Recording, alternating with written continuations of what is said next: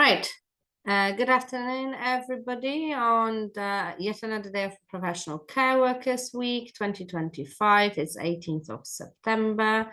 Today we're going to talk about migrant care worker rights, and we have a great panel of some leaders in the sector to talk about that, and Omar, a care worker, to share with us as well.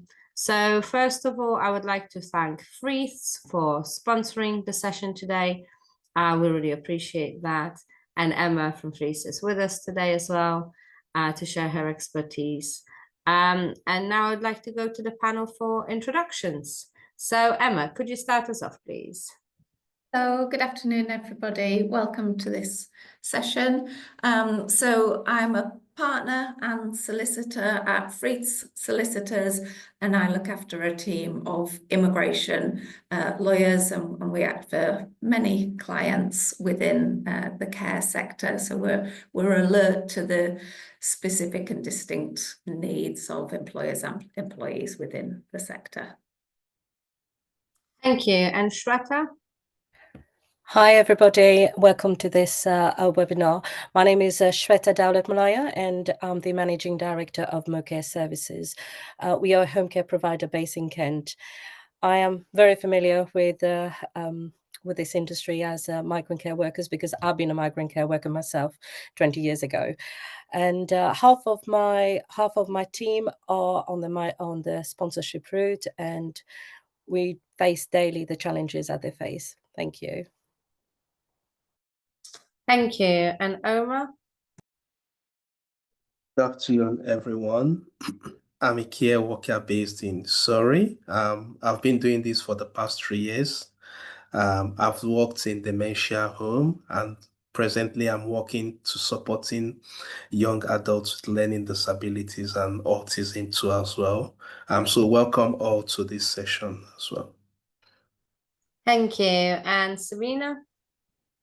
Hi, good afternoon, everyone. It's lovely to sit on the panel for Professional Care Workers Week today. My name is Sabina Kosa. I'm a partner and solicitor at Ward Hadaway. We're based in the Midlands, and we also do a lot of work in the care sector across in terms of immigration, employment, and generally regulatory work in the healthcare sector. So looking forward to the conversation today. Thank you. Right, let's dive right into the first question. And if you could use the raise hand function, that would be great. But I will start with you, Omar, as well for the answer for this one, if that's okay. So if we could discuss unique challenges that migrant care workers face, especially things that are maybe not obvious and other people may not fully understand or think about. So Omar, over to you first. Thank you very much for this opportunity. So let me begin from the onset, from the recruitment process to the onboarding. Most of us have not had very, very good experience per se. We've had situations where potential care workers are made to first pay for the cost of being sponsored. They call it administrative fees. Some organizations call it internal fees and all the rest of them. But we all know perhaps it's meant to cover the costs of whatever it is the employer is bearing, which we don't know in details. When they come into the country, some of them are new for the first time. It is difficult getting an accommodation, especially we know getting a rent involves different levels of documentation, references, and the rest of them. Settling down to is another thing. Fine, in the previous time before the new immigration rules, care workers had the opportunity to come in with their family, with their loved ones, but with the advent of the new rules, it's almost impossible. You can no longer come in with your family members. Now, when they settle down on the work, there is also a lot of great demands and expectations from the employer to the care workers. You are virtually made to do everything and everything that involves care, right from the personal care to the resident, because I have worked in a residential setting, so I can speak from my experience. You're virtually made to cater for the needs of the residents. You are made to do like emotional counsel, like counsel the residents. Some of them have a high anxiety needs. Some of them have needs, different variety of needs. You are meant to respond to them. You are also made to do an additional task that is outside the purview of care. For example, going to the kitchen to ensure that the plates are washed, the dishes are done, and at the same time, you have the resident to look after. Sometimes the hourly rates also is another big challenge for some of the care workers, and because you are in a sector that you want to do your best, you want to give out your best, you gain satisfaction from the fact that you are helping others, but deep down the care worker is not happy. He or she goes back home to her family not being able to meet up his or her needs. Some of us struggle to. In my first year, of course, I was accessing food bank and the rest of them, because you still have to struggle to meet up with your basic needs. Sometimes the employer tells you, oh, if you want to make some certain observations regarding the working conditions, there is a limit to which you could express yourself, because they are quick to remind you you are on sponsorship. And so you either accept it, or you perhaps look for another employer who is willing to perhaps take you on board. The working conditions has not been favorable. We've had several of colleagues who have had to perhaps either seek for another employer, or some persons whose employers' licenses has been revoked. They are left stranded. That is another challenge that some of the care workers face. They are left stranded in quotes. And also, the new immigration laws is not helping matters. On top of that is, I mean, complicating the whole mix. You can no longer come in with your family. You are like separated. And the family is like the smallest unit of social and emotional needs that someone can find around. When you come back to an empty house, how do you feel? And you go back the next morning to work, you are expected to give out your best. You will not be happy. You are not seeing your family. You don't know how they are doing. You don't know how they are feeling, and the rest of them. So these are some of the different varying levels of experiences and challenges, mixed of experiences. Not all employers are bad. We have some very good employers that have set out very good working conditions for care workers. And at the same time, we also have some not too good employers, but it's just a mix or combination of both. And so we're looking for a situation where the care worker will feel more valued, the care worker will feel more respected for the work that he or she is doing. And when you tell your colleagues in different places, oh, I'm a care worker, oh, they tend to look down on you and say, I think it's high time you consider and getting another job. So in this aspect, there is also no room for career growth. You can see a care worker spending like 10 to 5 years. I have had colleagues who are like 5, 10 years, but they are still a care worker. They are still at the basic elementary support level. Where is the opportunity for growth? Where is the opportunity for training? Where is the opportunity for development? Is all absent in the care sector. And so you find most of us either moving out of the country to get another employment somewhere, or moving to another sector where you feel more valued, where you feel more deserved, where you feel that your efforts are being at least you are being compensated in the best minimum way. So these are some of the things that we've had to face, but I'll leave it here for now, and as time progresses, we'll delve more into it. Thank you. Thank you. Emma. Thanks so much, Omar. You so eloquently described a whole range of issues: working conditions, low pay, the inability to bring family, all of which we see, all of which absolutely we see echoes of across the sector. I do think you touched on this, but I hope to just highlight that I think one of the distinct challenges that migrant care workers face within the sector is visa dependency. So just the inherent precarious nature of being a visa holder. Most care workers, migrant care workers, have health and care worker visas, and for all health and care and skilled worker visa holders, the visa is tied to a sponsor, so to an employer. And while it is possible to switch employer to move away perhaps from poor working conditions or exploitative working practices, it's not easy, and it is much harder when you're a migrant care worker, and you not only need to think about moving employment, but you need to think about switching your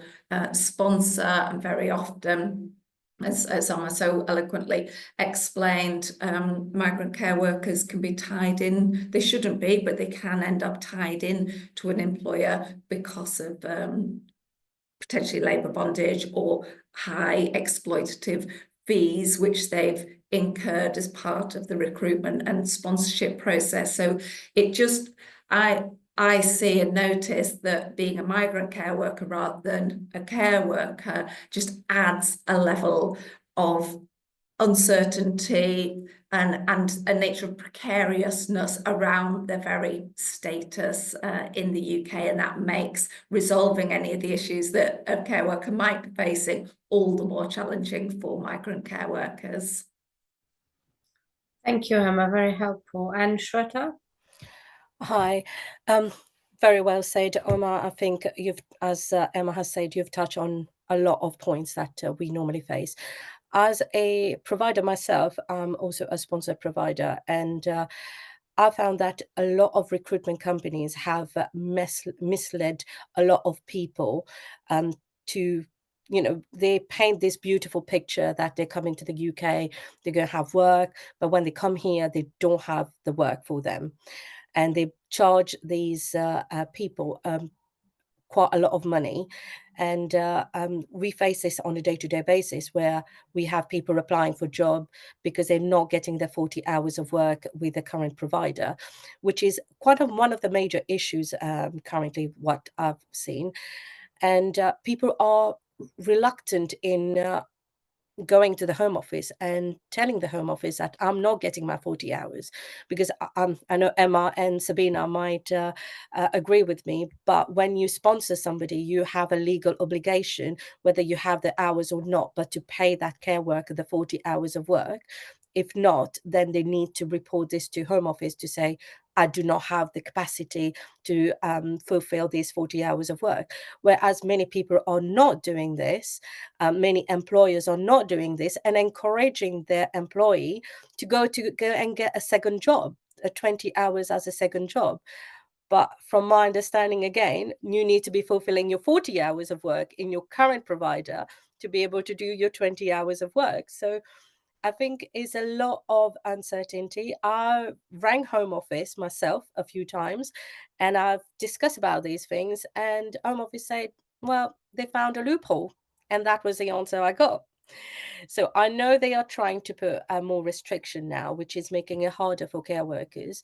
And one of the major issues that recently I've found out is that care workers, even if after they've completed 3 years, they are not eligible for NVQ training, let alone any progression. They're not even allowed for further education in NVQ. So then they can take this to another employer or to their current employer when the visa is due for a renewal, to have to be compensated to become like a senior carer or some like more career progression within the company.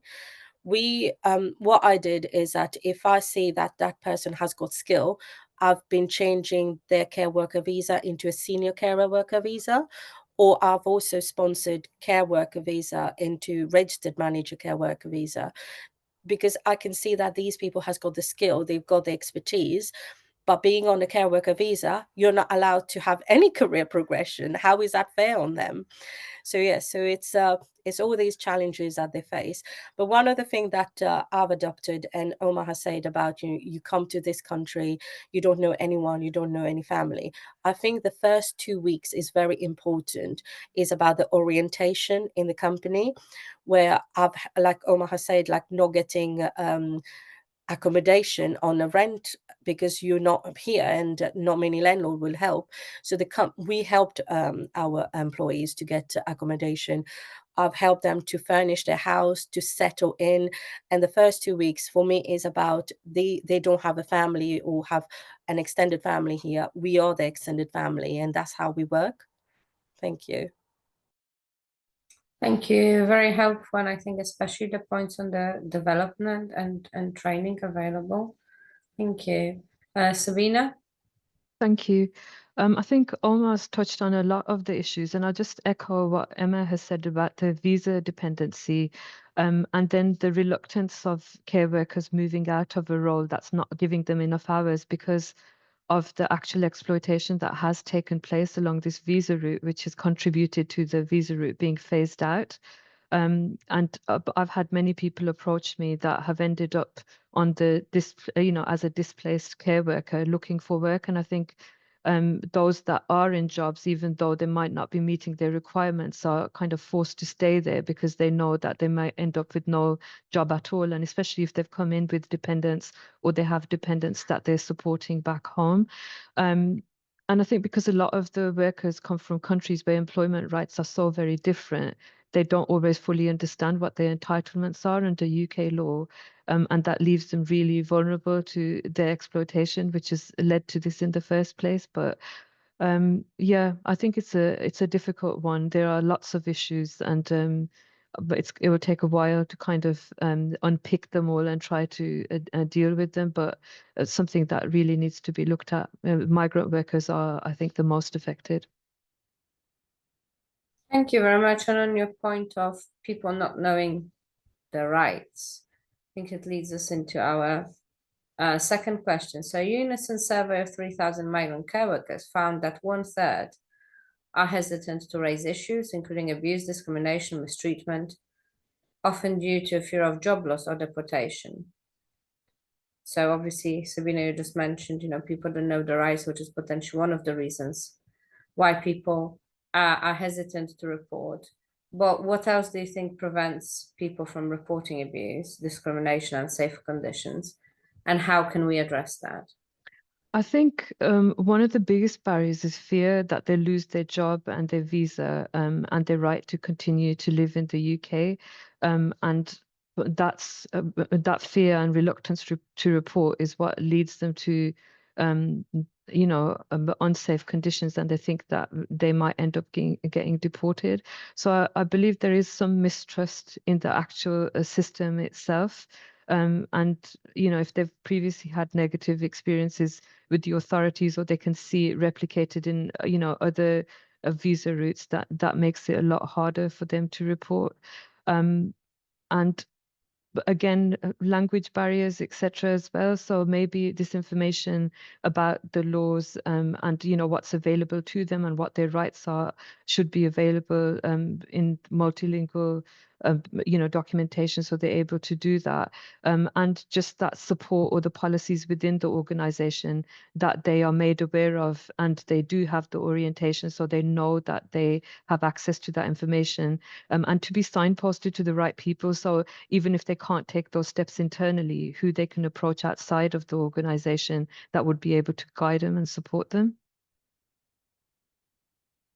Thank you, Sabina. And Omar?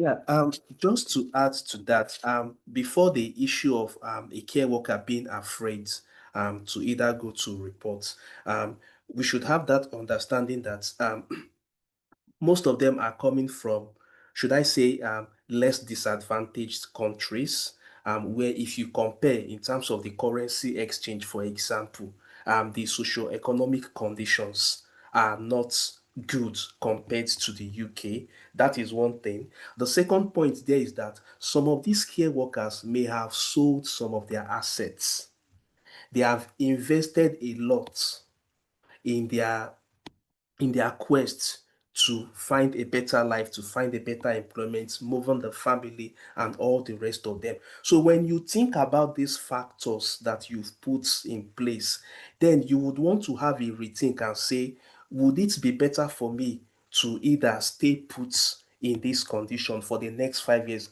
knowing fully well that even if I go back to my country, I am going back to nothing. I'm, I mean, I've sold all my stuffs. I don't have anywhere to go to. So it's either I stay here till I get a permanent stay and the possibility of my conditions improving are higher here compared to when I go back home.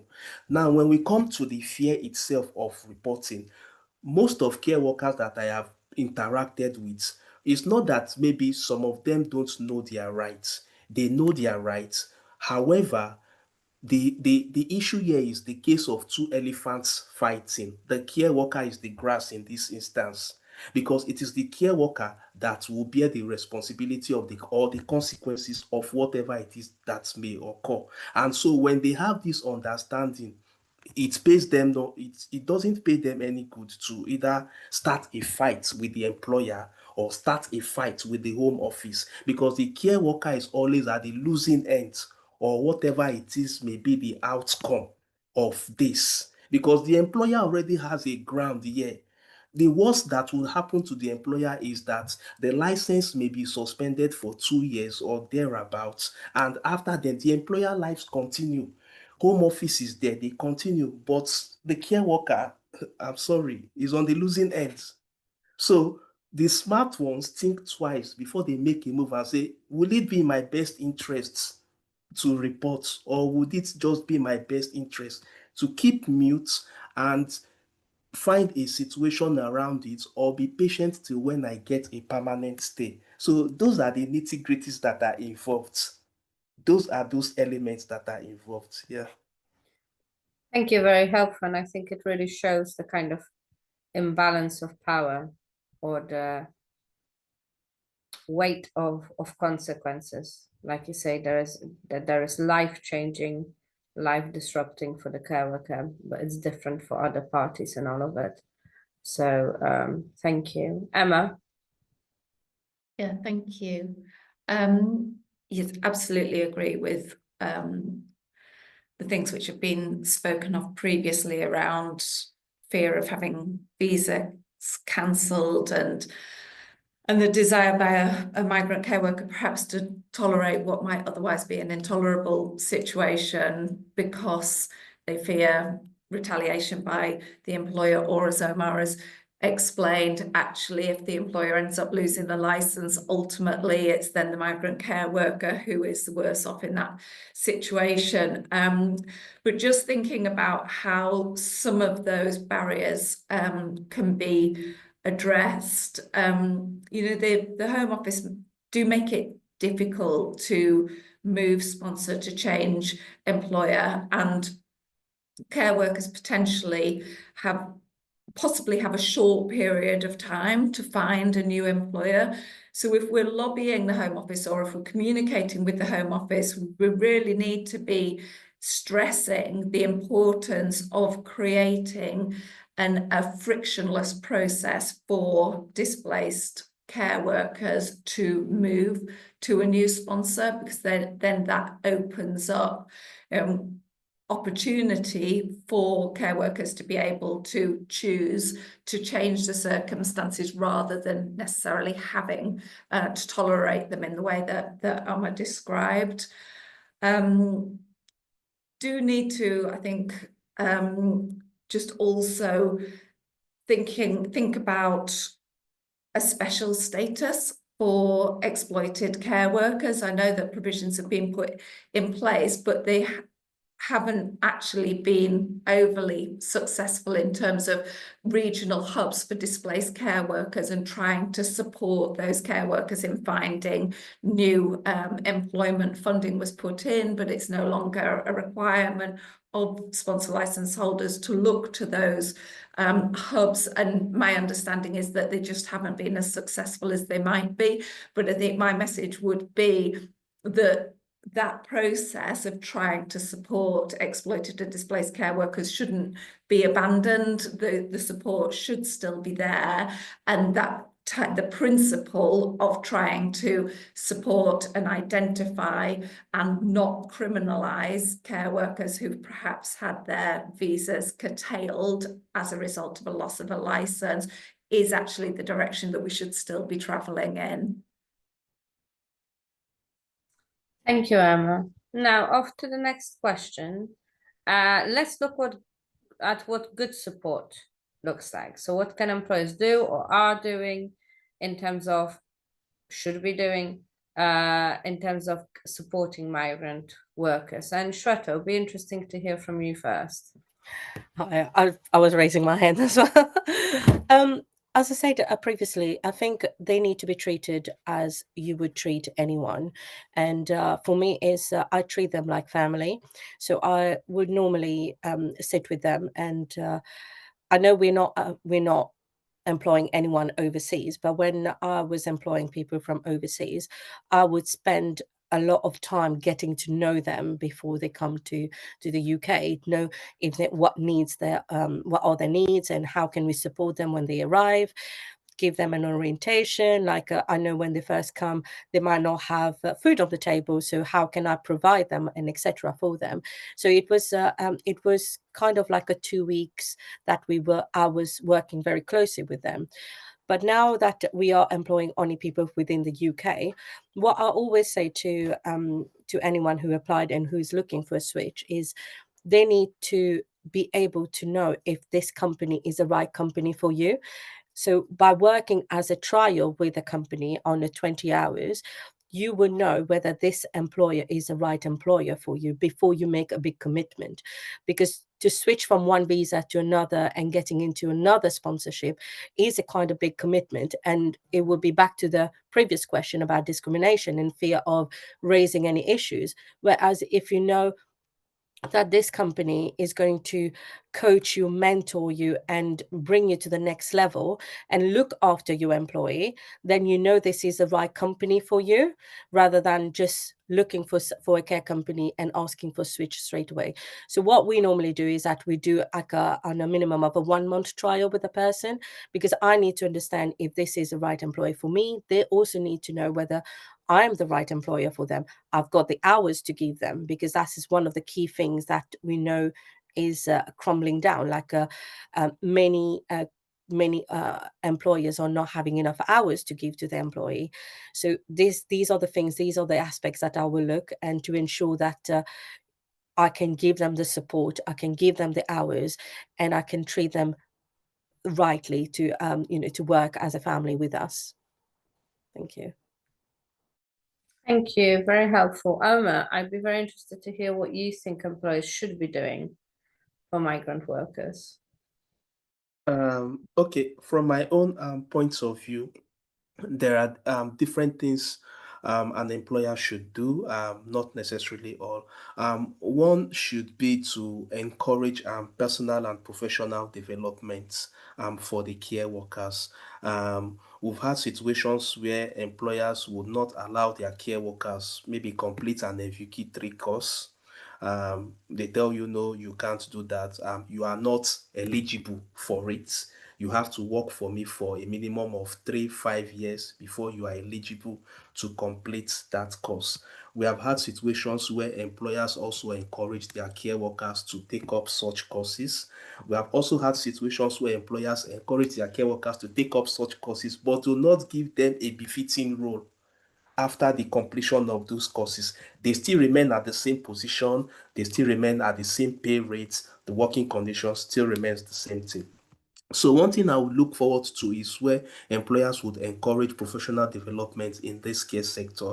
Do not look at them, okay, they are just here to complete the personal care. We bring in residents, you do your part, and we are done. No, try to see how these people can, I mean, there should be continuous level of growth for each of the care workers. One thing again I would also say is holiday periods are usually something that are seen by employer as a gift or like a privilege. you can imagine an employer saying you can't go for a minimum of, for example, the maximum leave number of weeks I can give you is 2 weeks. If you want to go for more than 2 weeks, then you have to send in an explanatory letter on why you should go beyond 2 weeks.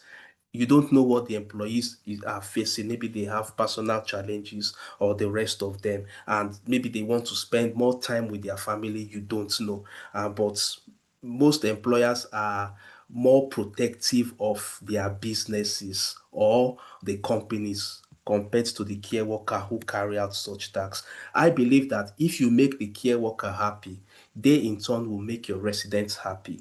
They will make your clients happy. A happy care worker leads to a happy client or client satisfaction. One thing again that I would also say is also the pay rates. Currently, the pay rates are quite low for care workers. You have some of them struggling to meet up their basic needs. Some care workers have to depend on loan facilities. Some have to depend on lending, borrowing money, or leaning on friends and families for help. So I'm looking at a situation where care workers would be able to at least minimally cater for themselves and cater for the needs of their dependents.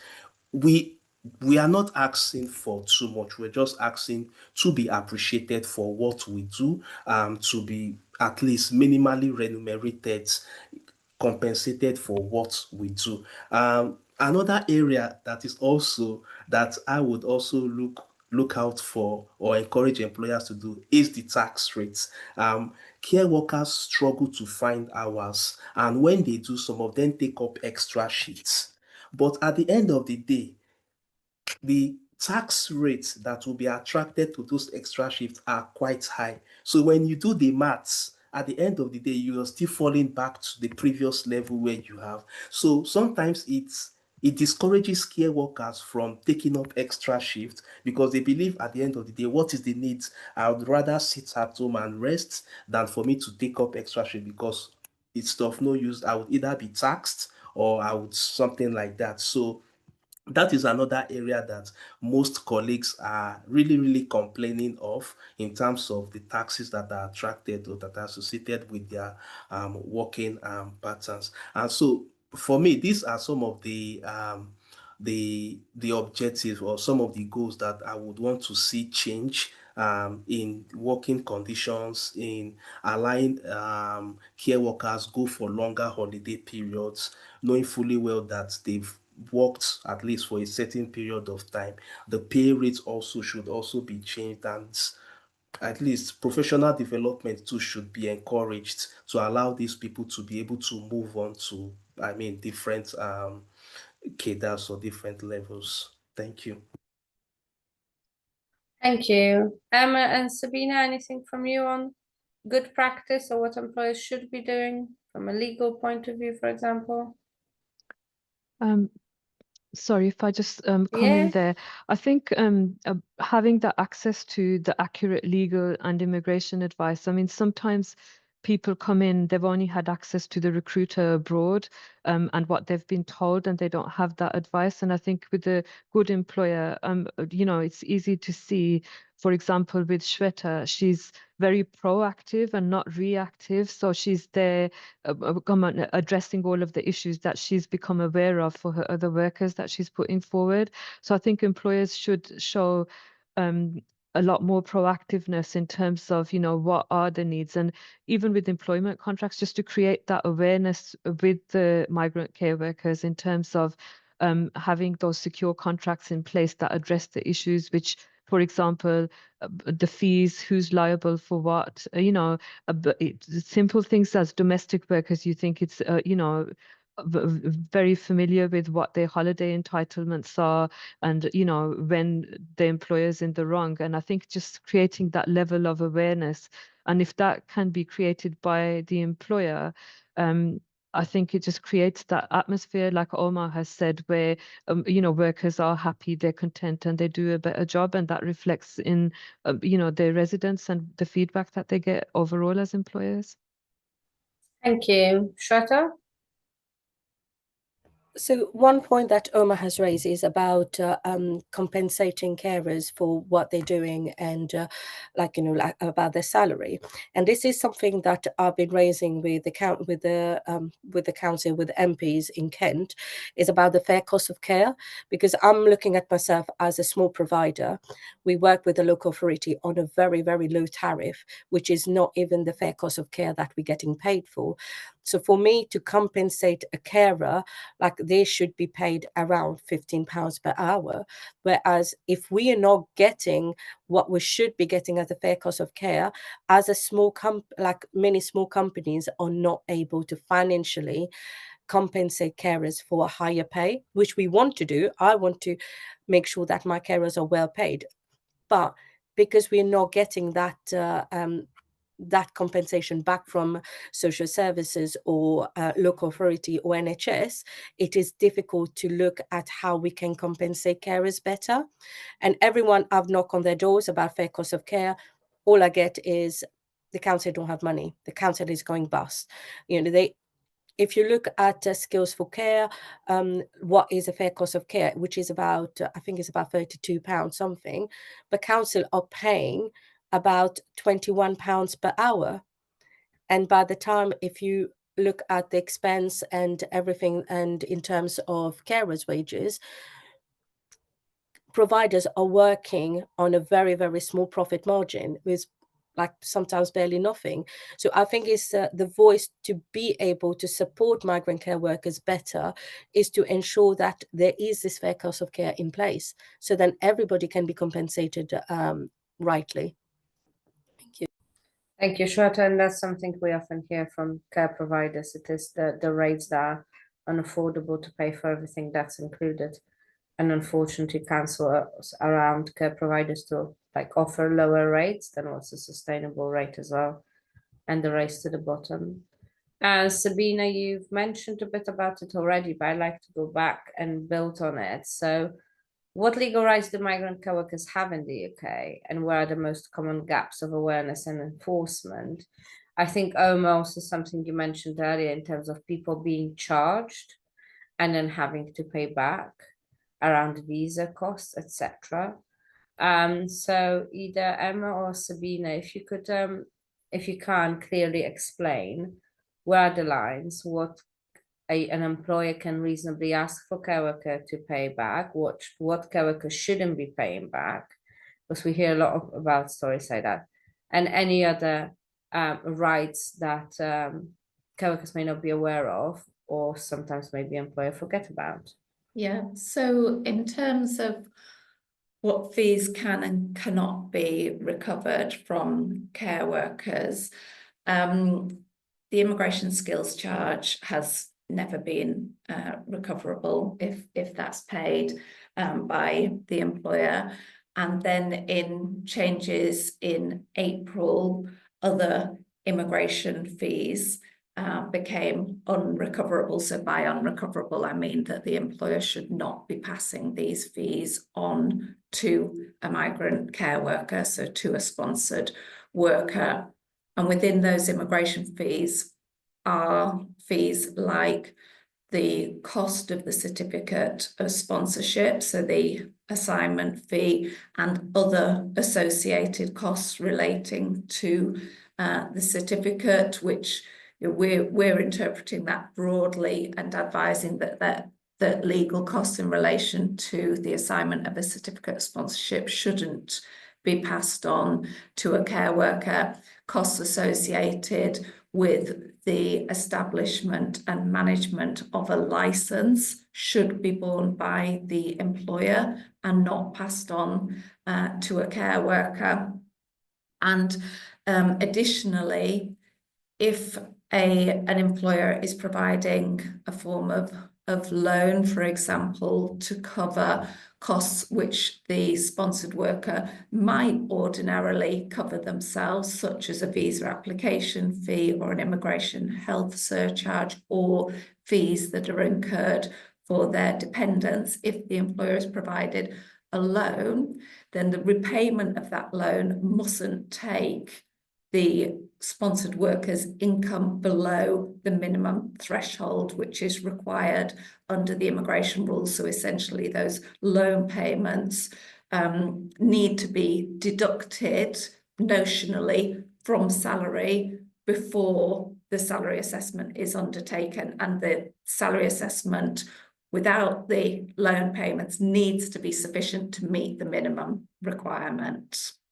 I'm going to hand over to Sabina, because there are also plenty of rights under employment law which apply to migrant workers as they would to resident British citizens.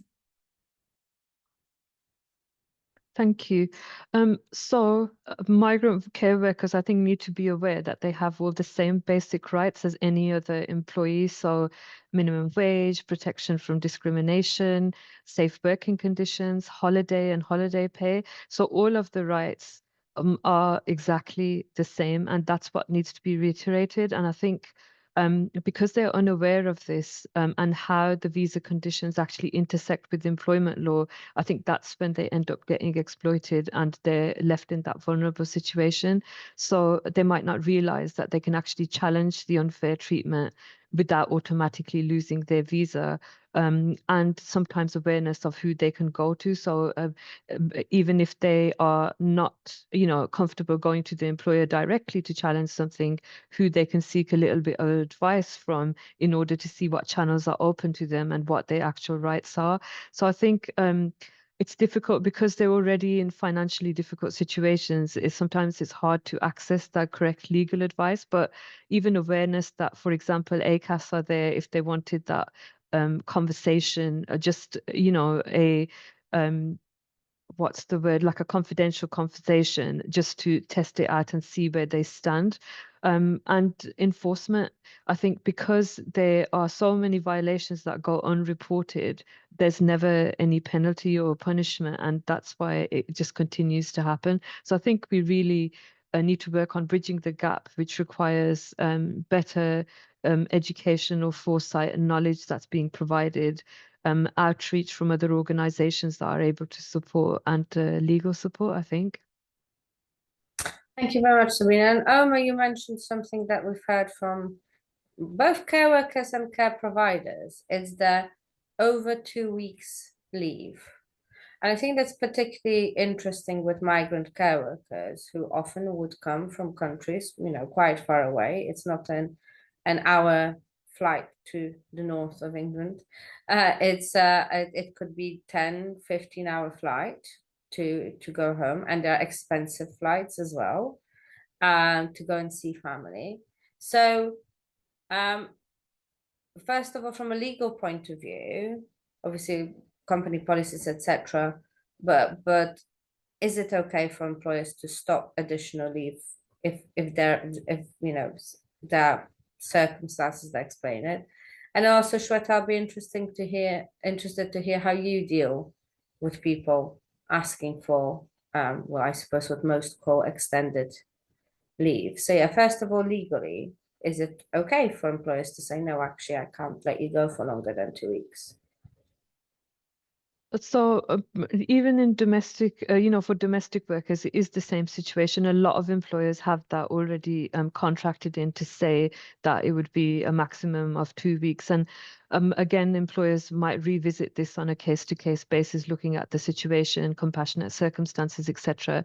But it's a fine line because it kind of opens up the floodgates. If you're going to do it for a international worker, then domestic workers will require the same. Although I guess there should be some form of understanding that for if they have a family issue that they need to tend to, they need to get back to, then there should be a little bit of flexibility there. And I guess that's something to explore at the time of actually agreeing the contract, which is why I think it's so important for workers to have the correct information there. So technically speaking, if it's contracted, yes, employers can say no, but I can understand why there would need to be a little bit more flexibility there when we're looking at migrant workers who have families back home, especially now they're not able to support dependents to join them, so they have that extra responsibility.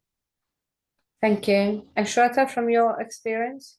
I think I echo what Sabina has said. So it's in the contract for like a minimum of a maximum of 2 weeks at a time, but we do it on a case-to-case basis.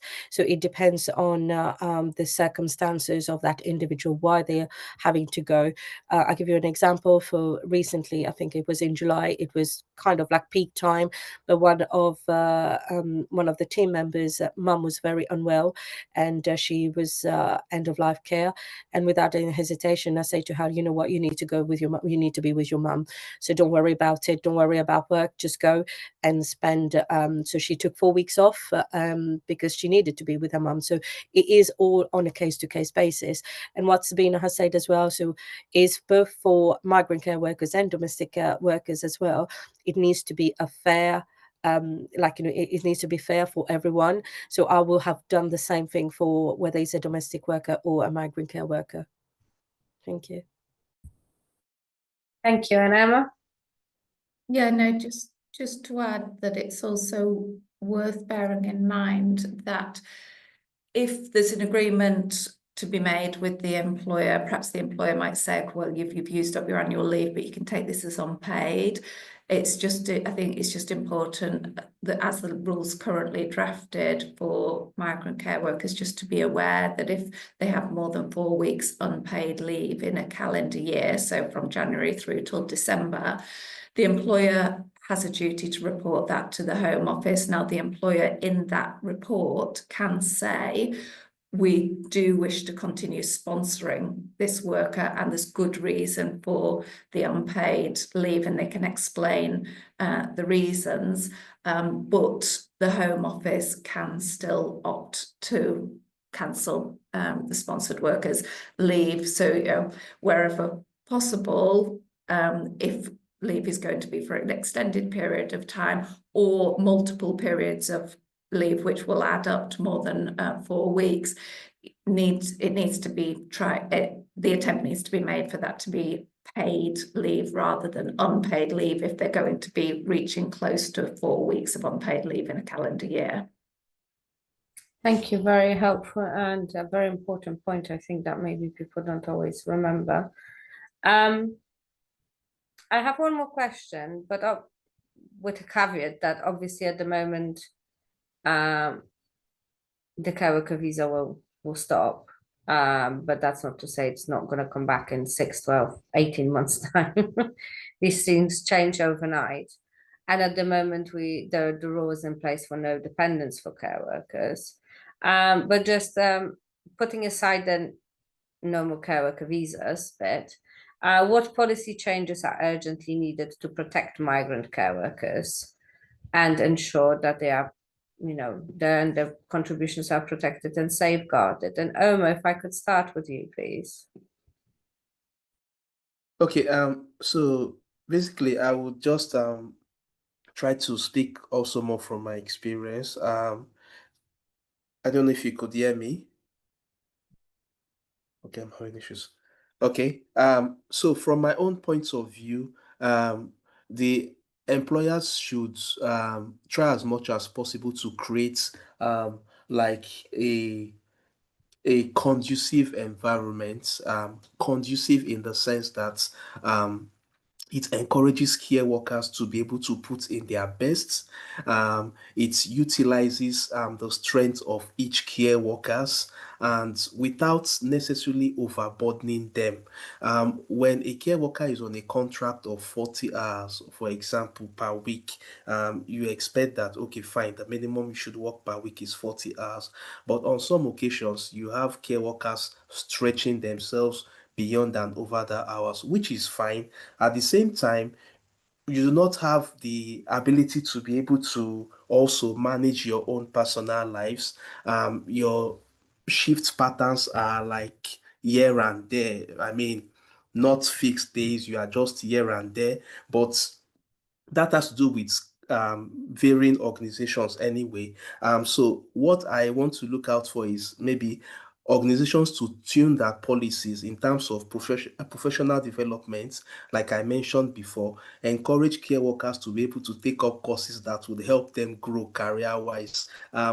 companies should not be scared that if I train this care worker, he or she might leave, then I might have to start a recruiting process for another new on board. I think that is some of the fears that some organizations have, that if they grow up beyond this, then they might leave, then I might have to get in somebody who is not used to the resident, who is not used to how we work. It takes time for training and development and to bring the person on board, which we quite understand from a human resource and perspective. But at the same time, we should not also negate that the care workers too are also humans. They have ambition, they want to grow, they have desires, and they wish to also move up the ladder. So professional development is something that I really, really look forward to in terms of organization trying to tune their policies in a way that would not just for migrant care workers, for all the care workers, not just for the migrant, at least to encourage growth.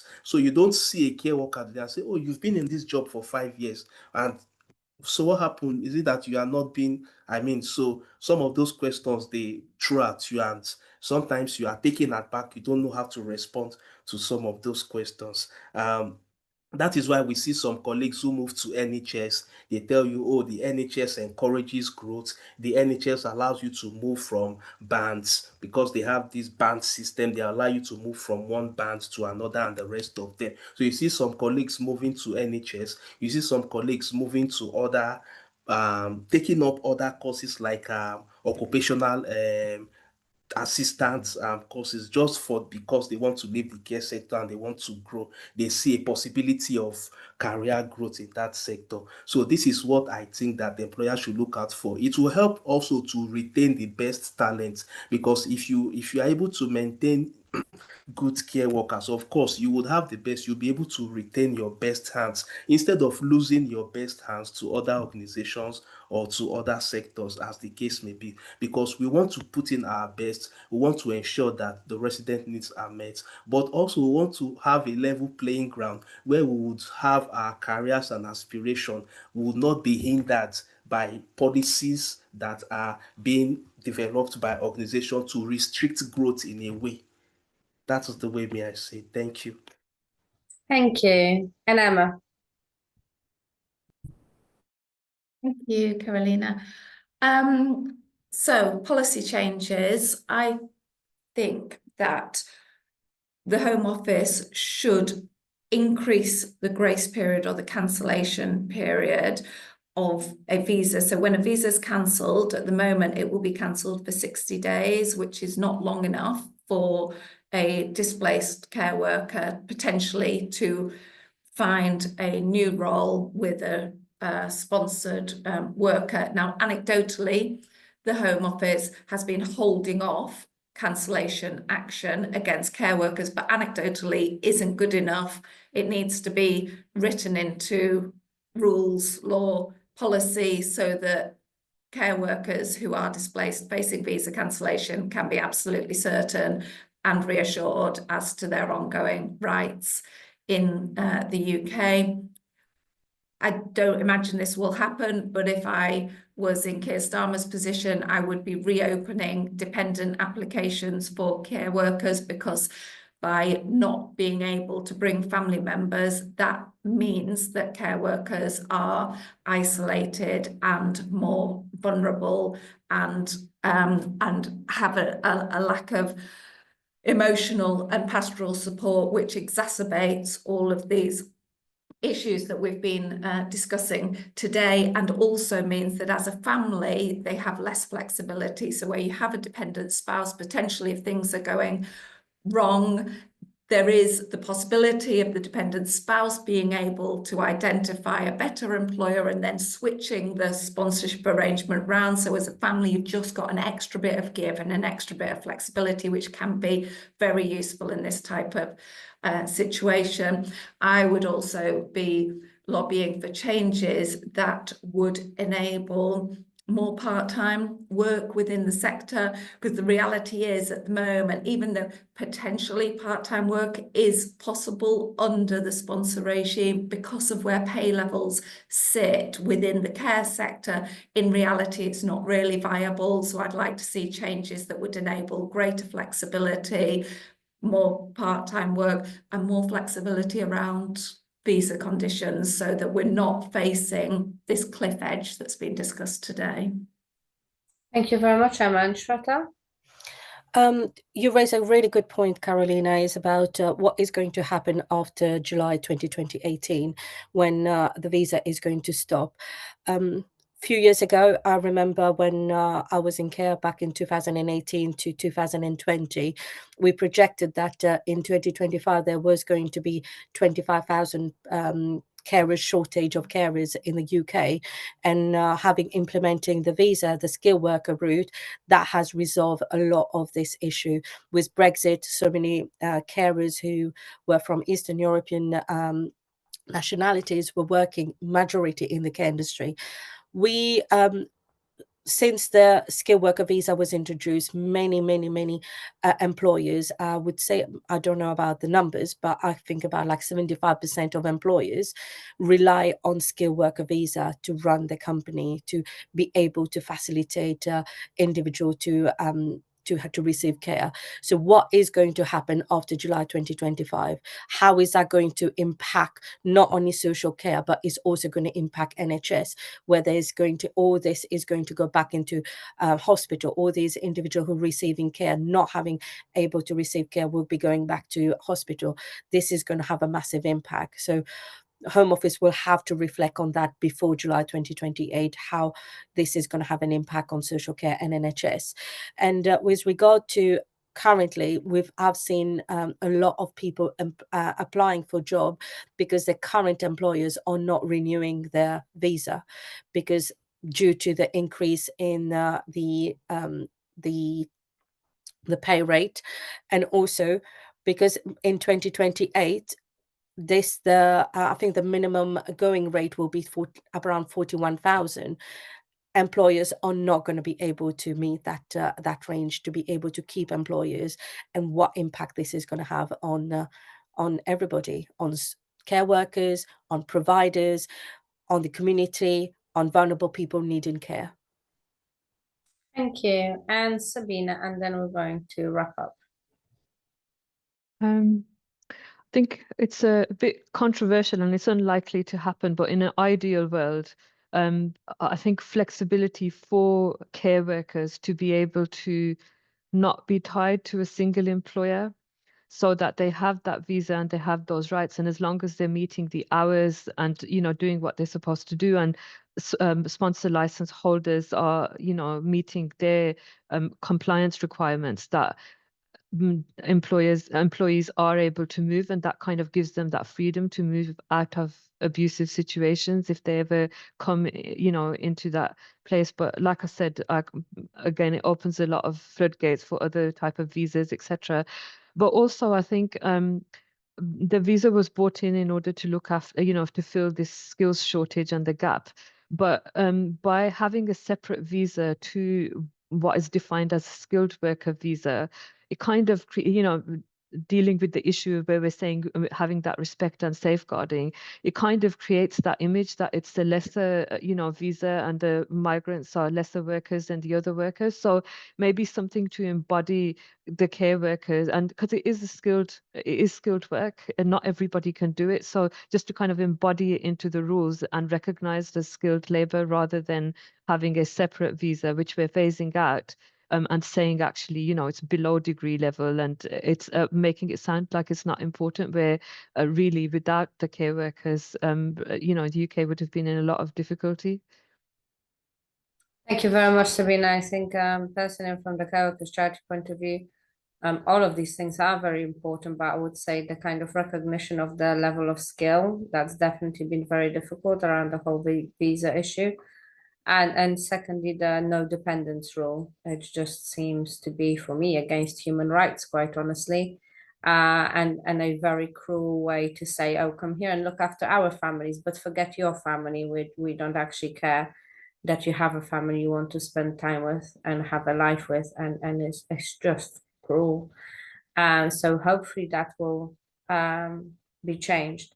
Thank you very much, everybody, for your time. Thank you to Emma, Shweta, Sabina, and Omar. I really appreciate all of your input, sharing your experience, sharing your opinions, and what are the right and wrong things to do. Thank you for everybody who watched. Like I said earlier, this will be edited, we'll put on our YouTube channel, and will be shared as widely as possible to as many care workers and care providers as possible. So thank you very much and have a lovely rest of the afternoon. Thank Goodbye. you. Bye-bye. Bye.